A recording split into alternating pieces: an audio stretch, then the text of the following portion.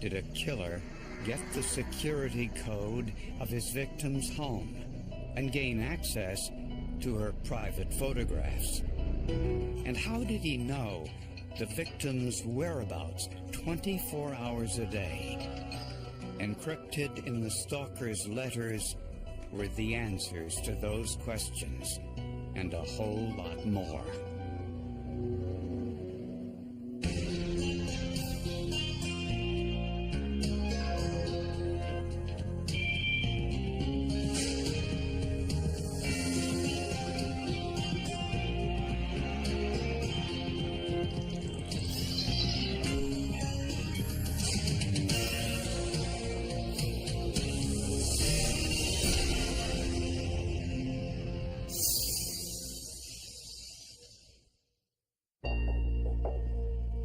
A recent survey found that 2% of all men and 8% of all women in the United States have been stalked at some time in their lives. 48-year-old Charlene Hummert never dreamt she'd be one of them. Charlene had been married for more than 20 years, had 3 children, and worked for the state of Pennsylvania as an administrative assistant. She was a great person. She was real kind, helped out a lot of people, religious, went to church pretty much every Sunday. Just a good mom, good friend. I remember that she was the warmest, the most selfless, most giving person that I've met in my life. The stalking began in 2001 when Charlene's husband Brian found an envelope on the windshield of his car. Inside was a recent glamour photograph of Charlene, along with the letter. Here's proof your wife is a slut. I had a one-nighter with your wife. She made sure my fiancé found out. I blame your wife for that. The time is now right for payback. Charlene was dumbfounded. She denied having an affair with anyone and had no idea who sent it. I told her she should go to law enforcement because this seemed like it would be a pretty serious event. This individual had a lot of time on his hands, and I believe that this was not good for Charlene. Police responded by putting extra surveillance on Charlene's house, but more letters came. I was scared for her. We had a couple of scares where we thought we saw people outside, and everybody was kind of on high alert for weeks and months after that. There was very little information to follow up on at that time. They had no suspects that we could go and interview. We did process the letters and the photographs for fingerprints and did not obtain any evidence. The stalker's next letter revealed he had information about her home's security system. I know about the camera. Your kids' friends have big mouths. I know someone's house code is 7805. Not surprisingly, these incidents caused some tension in the Hummerts' marriage. And according to Brian, after one of their arguments, Charlene stormed out of the house and didn't return. Not even her children knew where she went. I called her several times and couldn't get a hold of her. I started getting really worried. Local police put out an all-points bulletin for Charlene's vehicle, a white Land Rover. The next day, police found it in a supermarket parking lot. Charlene's body was in the back under a blanket. She had been strangled to death. Charlene's family was convinced the stalker had killed her. At Charlene Hummert's autopsy, the forensic pathologist confirmed that the cause of death was ligature strangulation. He also found evidence that the crime had been staged. The fact that her pants are on backwards suggests to me that perhaps she was dressed after she was killed. The fact that she was wet and the back of the car was not wet indicates to me that most likely she had been outside. And there were clues that Charlene was dead before she was moved. The mark on her sacral region, or her tailbone region, appeared to be a drag mark for several reasons. Number one, there was gravel and dirt embedded into the skin. Number two, there was no evidence of any type of reaction that would indicate she was alive when this occurred. Investigators sent the dirt and gravel samples to 2 different forensic labs for analysis. Unfortunately, neither one could identify anything unique about the sample. At the crime scene, supermarket employees gave police a useful bit of information. They had seen Charlene's car in the parking lot when they arrived for work just before dawn. Investigators wondered if the killer might have gone inside the store. The person who drove the vehicle would appear to be suspicious by dropping the vehicle off and just walking away. Anybody who would have been outside the store would have thought that was unusual. So police checked the store's security cameras to see everyone who entered the store before dawn. And one man looked suspicious. He was wearing a dark blue parka, wool hat, and red gloves, and appeared to be hiding from the cameras. Strangely, he made only one purchase: dog biscuits. It's not something that you would normally see. A person doesn't normally come in and buy only dog biscuits at 6 o'clock on a Saturday morning. Unfortunately, the image was so grainy, it was impossible to make an identification. I was somewhat frustrated and disappointed when we received the surveillance tape that we did not have a clear image of a suspect, and even more frustrated once we sent it out to laboratories for enhancement and we still couldn't make out the facial detail that we were looking for. So investigators sent the tape to a licensed photogrammetrist. Photogrammetry is using a 2-dimensional photograph to create a 3-dimensional image, and it's done with mathematics and physics. Fortunately, the security camera was in a fixed position. The grocery store provided the size of their floor tiles, and the security pictures showed the suspect's feet relative to those tiles. In this particular case, we have ideal geometry. That geometry is the grid pattern of the floor. There's 1 foot is down, the other is starting to move forward, but we have him in that position. We can then erect a vertical line right up through him, and if that vertical line has a scale on it, then we can determine his height. They used the same security cameras to photograph a height chart in the same location as the suspect. Using mathematical calculations made possible by the floor tiles, Williamson determined the height of the suspect was 5 feet 6 inches tall. It's very important, and the reason that it's important is because it allows us to obtain information that otherwise would not be obtainable. Police were convinced that the soil on Charlene's body would help identify the man in the pictures. Even though 2 forensic geologists couldn't find anything, investigators asked Skip Palahniuk, an internationally known forensic microscopist, to take a look. Yes, well, I've been studying soil for practically 52 years now. Palahniuk's first task was to separate the dirt from the clothing fibers. and he knew just how to do it.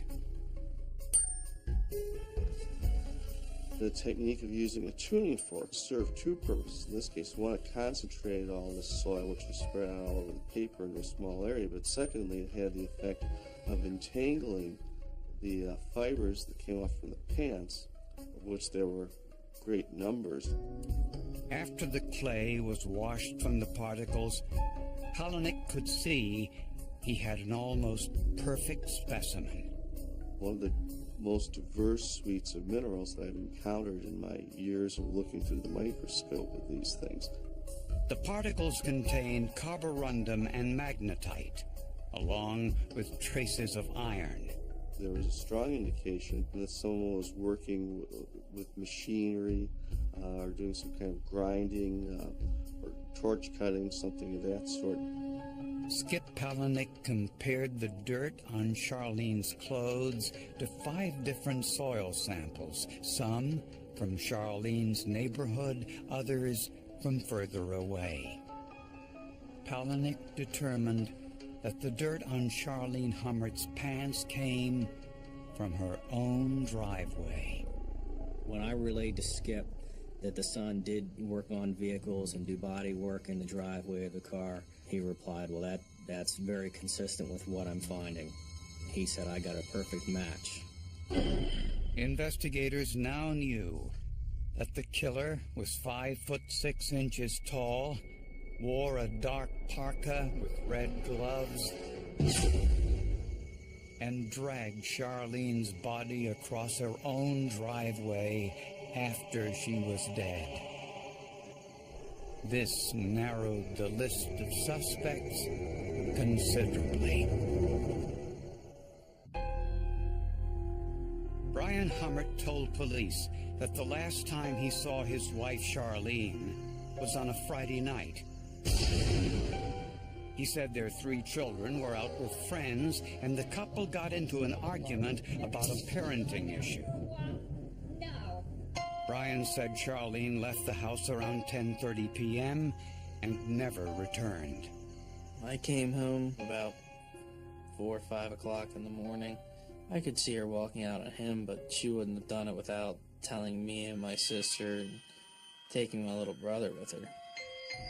With a search warrant, police looked through the Hummert's home and discovered a piece of red cable that the family used as a dog leash. Interestingly, the pattern of the cable looked familiar. There was a metallic contraption at one portion of this leash that matched up very well with an abrasion that was present in the front of her neck. We concluded that this red dog leash either caused the death of Charlene Hummert or something very similar in nature was used to bring about her death. With this discovery, Brian Hummert changed his story. Absolutely 100% no, he did. Absolutely did not kill his wife. Through his lawyers, Hummert claimed that his son David killed Charlene over a dispute about a car he wanted. Ridiculous. I mean, it made me angry, but it was obvious that was the only thing they had, was to try and cast blame somewhere else. They didn't have any evidence that he didn't do it. We found that particular allegation to be preposterous. Investigators learned that Charlene had an excellent relationship with her 3 children, particularly David, her oldest.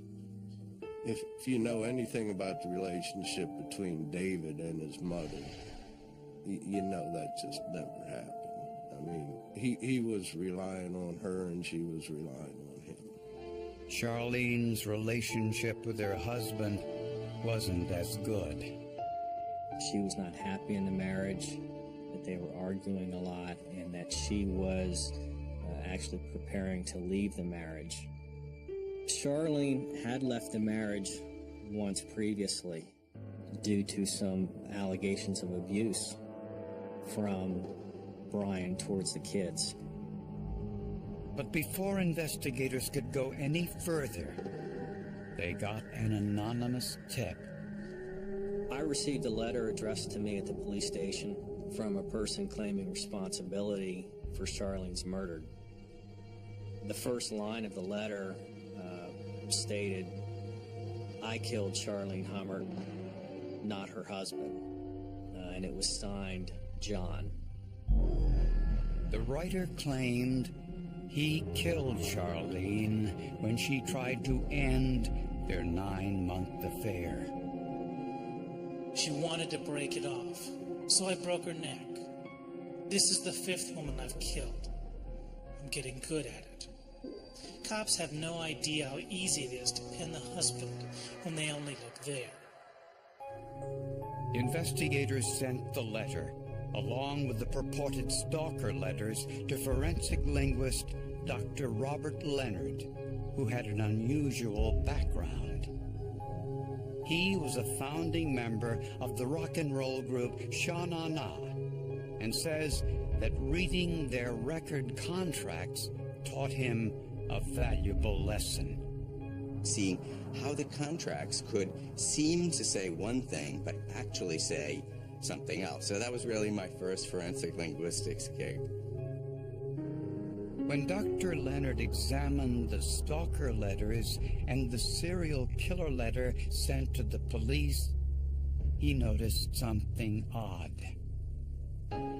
The writer used an uncommon rhetorical device known as ironic repetition, using the same verb in 2 consecutive sentences, but changing the context. In the serial killer letter, it was, "She wanted to break it off, so I broke her neck." There's this slight change for ironic purposes and cruel humor. The stalker letter used the same technique. I would have loved to have found out. She made sure my fiancé found out.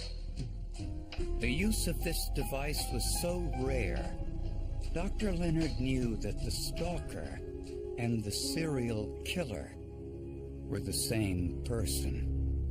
The odds against these 2 letters that sandwich in time this poor woman's death, having the same rhetorical device, if it's not the most common rhetorical device in the world, was fairly good evidence of more than accidental connection. But could forensic linguistics identify the killer? Pennsylvania law enforcement asked a forensic linguist if he could identify Charlene Hummert's killer just by looking at his letters. If you ignore the information in language evidence, you are ignoring super important evidence that you can use to solve your cases. Dr. Leonard first analyzed Brian Hummert's known writing samples. He didn't find any examples of ironic repetition, since most of the writing samples were business correspondence. But he did find something else that was very unusual. Like most of us, Hummert used negative contractions in his writing, like "he isn't here." But he didn't contract positive verbs. He'd write, "Yes, he is here," rather than, "Yes, he's here." Dr. Leonard found the same thing in the stalker letters. There were negative contractions. "I don't think," "she can't," and "almost didn't." But not the positive ones. Here is the proof. "I would have loved. I have been following." Almost everyone always uses both. The writer of the stalker and serial killer letters did not use both. They sometimes used negative contractions, but they never contracted the positive verbs. this tiny clue gave Dr. Leonard the identity of the killer. The only other person that I ever found in analyzing people's grammatical patterns that did this was the suspect, Brian Hummer. The final piece of evidence came from the photogrammetry. Brian Hummert was 5'6" tall, the same height as the suspect in the grocery store. And investigators found the dark blue parka in Hummert's office at work. Inside the pocket was a receipt for the dog biscuits. That reinforced the linkage of his presence within that particular food store on the early morning of March 20th of 2004. That was its significance. At Brian Hummert's murder trial, prosecutors painted a portrait of a marriage in trouble. He saw his marriage falling apart, and that somehow if he could create a stalker, that it would compel his wife to turn to him, and that somehow he could be the hero, and that would put things back on the right track. But the stalker's letters only increased problems in their marriage. In fact, prosecutors believe Charlene discovered evidence that Brian had been sending the stalker letters. On the night of the murder, the Hummerts' 3 children were out with friends. Charlene and Brian got into an argument. Brian lost control, grabbed the nearest thing at hand, the dog Leash, and strangled her to death. Brian dressed Charlene, but he put her pants on backwards. He dragged Charlene's body out to the car, collecting the distinctive soil that clearly identified the path. Brian then drove Charlene's car to the supermarket, only a mile away, close enough so he could walk home. He went in the store and bought some dog biscuits so he wouldn't look suspicious. And that's where the security cameras got his picture. That's the old saying, a picture is worth 1,000 words, but in this business it's worth much more than that. In October of 2006, a jury convicted Brian Hummert of first-degree murder. He was sentenced to life in prison with no possibility of parole. I thought, honestly, that my father couldn't have done it because, he was trying to make the marriage work. He was never violent towards my mother, just towards the kids, and it seemed like I didn't think he would have done it at first. But then eventually I had it pretty much proven to me. Investigators say this is a classic case of numerous forensic disciplines coming together to secure a conviction. Evidently, he's never watched any of y'all's programs or any of the other CSI-oriented programs because, it was almost too easy for the investigators, I thought. I can't imagine for a moment that Brian Hummert ever thought that the way he wrote his contractions was going to convict him. It's just the last thing that people ever think of. I think what this case marvelously illustrated was how one can use building blocks of various types of forensic evidence to paint a picture and to have a jury reach the conclusion that we believe it rightly reached in this particular case.